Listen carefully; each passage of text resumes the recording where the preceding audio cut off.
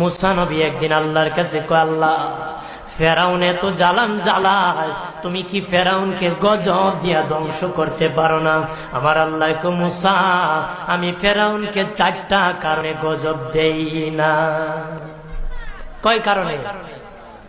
ফেরাউনকে 4টা কারণে গজব দেই না।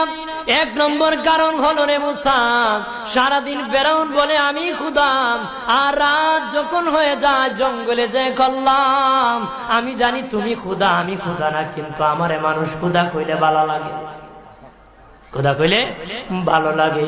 প্রভু তাই তুমি বিরক্ত হইয়া আমার উপর গজব দিও না। আল্লাহ বলে, মুসা রে, ওই ফেরাউনের রাত্রির দুয়ার কারণে আমি আল্লাহ তার উপর গজব দেই না। 2 নম্বর কারণ হলো, আরে মুসা তোমার মুখে দাড়ি, ফেরাউনের মুখে দাড়ি, তোমার পরনে জুব্বা,